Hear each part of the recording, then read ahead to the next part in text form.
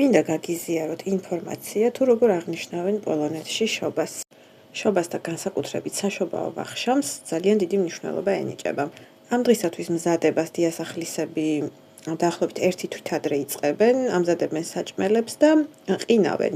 უნდა აღინიშნოს, რომ საშობაო ვახშამზე სუფრაზე დევს მხოლოდ ის კერძები, რომლებიც არ შეიცავს ხორცს. დიდი რაოდენობით არის ტრადიციული კერძები, მათ შორის რამდენიმენაირად მომზადებული თევზი, ხოლო ხორცი უკვე არის 25 დეკემბერს დილიდან მოყოლებული სუფრაზე. იქ, სადაც მე ვიყავი დაპატიჟებული, მე მივიტანე ქართული კერძები. საშობაო ვახშმის დროს ქრისტეს 12 მოციქულის სიმბოლოდ არის წარმოდგენილი 12 სახეობის კერძი. შობის დღესასწაული აქ იმდენად მნიშვნელოვანია, რომ მსოფლიოს ნებისმიერ წერტილში მყოფი ოჯახის წევრები ყველანაირად ცდილობენ, რომ სახლში დაბრუნდნენ ხოლმე შობის დღეს და საშობაო ვახშამზე წესით ძალიან ოფიციალურად ჩაცმულები არიან ხოლმე.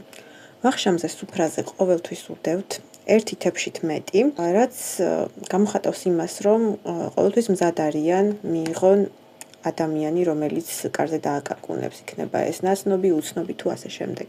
ტრადიციულ ოჯახებში სუფრის გადასაფარებლის ქვეშ დებენ თივას, უფლის შობის სიმბოლოდ და ეს თივა სხვათა შორის იყიდება მაღაზიებში უკვე სპეციალურ შეფუთვაში.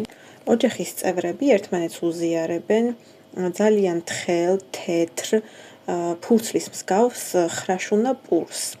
თითოეული წევრი ატეხს მეორე წევრისგან გაწვდილ აი ამ პატარა ნატეხს, კიდევ უფრო პატარა ნატეხს და ერთმანეთს ეუბნებიან საშობაო სურვილებს.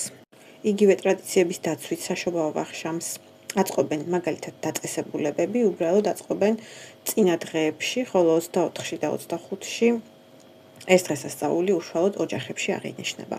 და ბოლოს მინდა ერთი საკმაოდ სახალისო ტრადიციის შესახებ გითხრათ. როდესაც თევზს ამზადებენ, კონკრეტულად კობრს, მას აცლიან ქერცლს. შემდეგ ამ ქერცლს აშრობენ და ანაწილებენ უახლოეს ადამიანებში, რათა ჩადონ საფულეში. ეს ქერცლი ბევრ პოლონელს სჯერა, რომ მთელი წლის მანძილზე ფინანსური წარმატების სიმბოლო იქნება ეს ქერცლი.